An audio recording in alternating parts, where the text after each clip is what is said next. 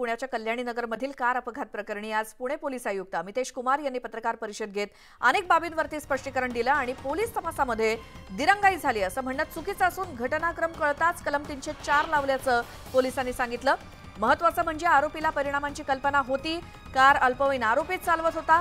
Car driver चालवत असल्याचं भासवलं गेलं आणि ड्रायव्हरनं कुणाच्या तरी दबावाखाली जबाब दिल्याचं पोलीस म्हणाले। तर अल्पवयीन आरोपीच्या रक्ताचे नमुने अजूनही त्याचे रिपोर्ट्स मिळालेले नाहीत, पण या केसची दिशाच वेगळी आहे। ब्लड रिपोर्टवरती ही केस अवलंबून नाही असं देखील स्पष्टीकरण पुणे पोलीस आयुक्त अमितेश कुमार यांनी दिलंय। तसंच काही राजकारण्यांच्या घटनेप्रकरणी 2 नव्हे तर एकच एफआयआर दाखल असल्याची माहिती पोलिसांनी दिली। ड्रायव्हर बदलण्याची म्हणजे आरोपी जुवेनाईल हे गाडी चालवत नव्हता आणि दुसरा कोणी गाडी चालवत होता, अशा प्रकारची काही गोष्टी करण्याची प्रयत्न झाली होती, ज्यावर जे पोलिसांनी निष्फल म्हणजे होऊ दिला नव्हता। परंतु ती जी अटेम्प्ट पण झाली होती, ती अटेम्प्ट टू डिस्ट्रॉय एव्हिडन्स चे कलम पण चे दृष्टिकोनातून पण आम्ही तपास करत आहोत। ब्लड रिपोर्ट आतापर्यंत या केसचे प्राप्त झालेली नाही। ब्लड रिपोर्ट बद्दल आपल्याला आम्ही स्पष्ट सांगू इच्छितो की सुरुवातीला ब्लड सॅम्पल घेण्यात आली होती आणि त्यांना फॉरेन्सिककडे पाठवण्यात आली होती। अशा काही गोष्टी ज्या नंतर काही जे त्या दिवशीचे काही माहिती समोर येत होती, आम्ही ड्यू डिलिजन्स घेण्याची दृष्टिकोनातून एक आणखी सॅम्पल घेण्यात आली होती आणि आमची फॉरेन्सिकला आग्रह आहे की जे फर्स्ट सॅम्पलचे जे डीएनए आहे, ती जे सेकंड सॅम्पलचे डीएनए आहे ते सेम आहे की नाही, जेणेकरून ते ब्लड सॅम्पल आरोपी जुवेनाईलचेच आहे ही खात्री करण्याची दृष्टिकोनातून ही सर्व प्रकरण फॉरेन्सिककडे पाठवण्यात आलेले आहे।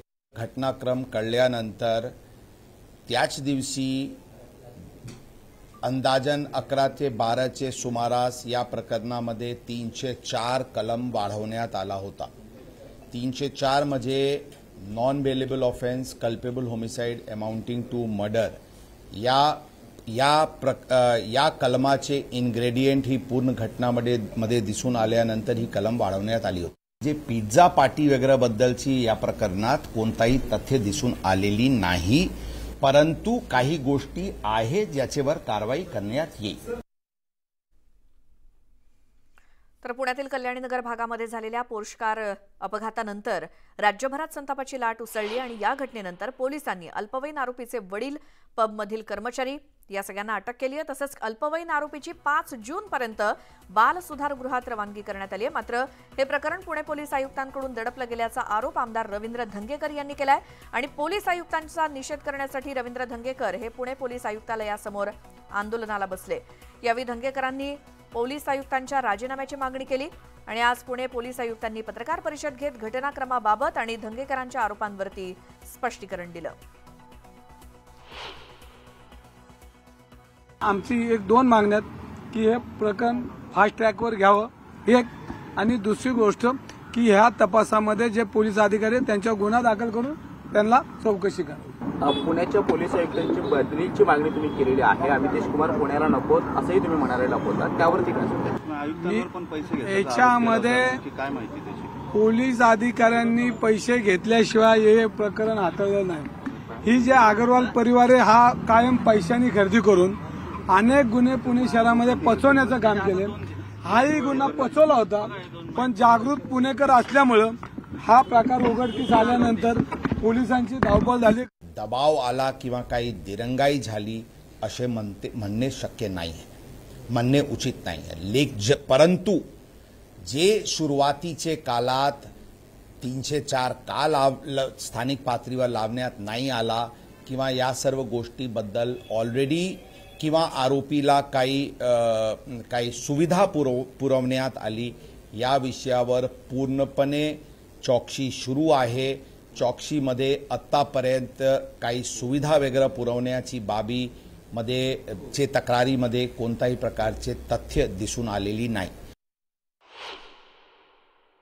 हे सरकार गुन्हेगारांच्या पाठीशी हे चित्र आज आपल्याला दिसतंय।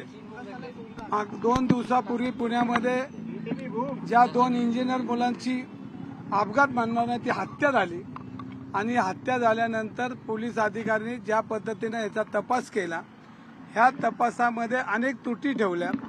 ह्या प्रकरणामध्ये 2 एफआयआर फाडल्या गेल्या. यामध्ये 2 एफआयआर दाखल करण्यात आलेली आहे. आता काही लोक 3 एफआयआर पण काही प्रसार माध्यमातून सोशल मीडियावर दिसत होता.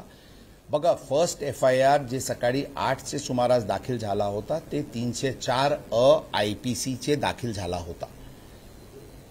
ही आहे फर्स्ट एफआयआर.